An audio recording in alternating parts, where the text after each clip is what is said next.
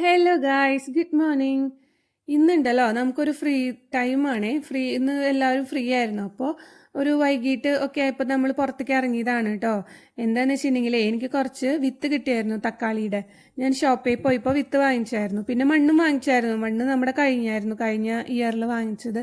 അപ്പോൾ മണ്ണും വാങ്ങിച്ചു കൊണ്ടായിരുന്നു. അപ്പോൾ പിന്നെ അതങ്ങ് നടാലോ എന്ന് വെച്ചു. പിന്നെ സമ്മർ ആദ്യം തുടങ്ങി നമ്മളിത് നടണം.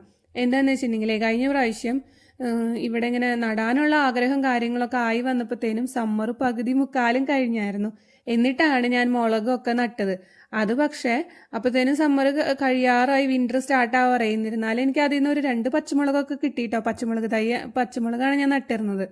അതിൽ നിന്ന് കിട്ടി. അപ്പം ഞാൻ വിചാരിച്ചതാണ് എന്തായാലും അടുത്ത പ്രാവശ്യം സമ്മർ ആവുമ്പോൾ ആദ്യത്തിന് എന്തെങ്കിലുമൊക്കെ വിത്ത് ഇട്ട് നോക്കണം, വളരോ ഇല്ലയോ എന്നുള്ളത് അറിയും വേണമല്ലോ. അങ്ങനെ അപ്പം ഞാൻ മത്തങ്ങയുടെ വിത്തും പിന്നെ ഉള്ളിയാണ് കേട്ടോ മുളപ്പിക്കാൻ. ഉള്ളി മുളച്ചതുണ്ടായിരുന്നു ഫ്രിഡ്ജിലിരുന്ന്. അപ്പം ഞാൻ അതും വെച്ചിട്ടുണ്ട്. പിന്നെ മത്തങ്ങയുടെ ഉണങ്ങിയതാണ്, അത് ഉണ്ടാവോ എന്നൊന്നും എനിക്കറിയത്തില്ല. പിന്നെ ഉള്ളി ഉണ്ടാവും. കഴിഞ്ഞ പ്രാവശ്യം ഞാൻ സബോള വെച്ചിട്ട് നല്ലോണം അതിൻ്റെ തണ്ട് വന്നപ്പോൾ എനിക്ക് ഭയങ്കര ക്യൂരിയോസിറ്റി ആയിരുന്നു കേട്ടോ അത് പറിച്ചു നോക്കാനായിട്ട്. സബോള ഉണ്ടായിട്ടുണ്ടാവും എന്നുള്ളൊരു ഇതിൽ. പക്ഷെ അത് പറിച്ചു നോക്കിയപ്പോൾ അതൊന്നും തന്നെ ഉണ്ടായിരുന്നില്ല. അപ്പോൾ ഞാൻ വിചാരിച്ചതാണ് അടുത്ത പ്രാവശ്യത്തിന് എന്തായാലും ഈ ക്യൂരിയോസിറ്റി ഞാൻ കാണിക്കില്ല എന്നുള്ളത് കേട്ടോ.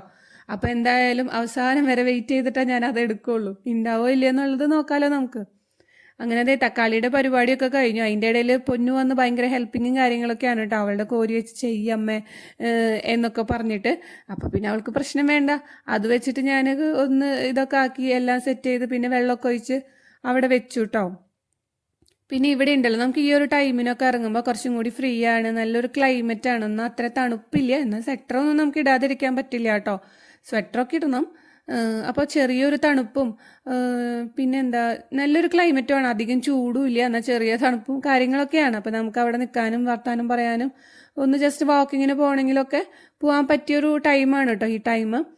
അപ്പോൾ ഞങ്ങളതേ ഈ പരിപാടിയൊക്കെ കഴിഞ്ഞു. മണ്ണും കാര്യങ്ങളും ഒക്കെ ആക്കി സെറ്റാക്കി വെച്ചിട്ടുണ്ട്. ഇത് പിന്നെ കഴിഞ്ഞ പ്രാവശ്യം ഞാൻ വെച്ച ചെടികളാണ് കേട്ടോ ഈ വാടി നിൽക്കുന്നത്. അത് എല്ലാ വിൻ്റർ ആകുമ്പോഴത്തേനും ചെടികളൊക്കെ ഇങ്ങനെയാവട്ടെ ഈ പരിഭവം. ഇനി കുറച്ചും കൂടി കഴിയുമ്പോഴത്തേനും അതിൻ്റെ ഇലയെല്ലാം കൊഴിഞ്ഞു പോവും. ഇനി ഉണ്ടാവുമോ എന്നുള്ളത് അറിയില്ല, എന്തായാലും നമുക്ക് നോക്കാം. പിന്നെ ഈ സ്ട്രോബെറി ആണ് കേട്ടോ. ഇത് ഇത്രയും നീളത്തിൽ കാണുന്ന പ്ലേസിൽ സ്ട്രോബെറി ആണോ ഉള്ളത് കേട്ടോ. അങ്ങനെ ദേ വെപ്പും പരിപാടിയും കാര്യങ്ങളൊക്കെ കഴിഞ്ഞു. അങ്ങനെ ഞങ്ങൾ കുറച്ചൊക്കെ കളിച്ച് കഴിഞ്ഞ് പിന്നെ വീട്ടിൽ കയറി. Okay, bye bye.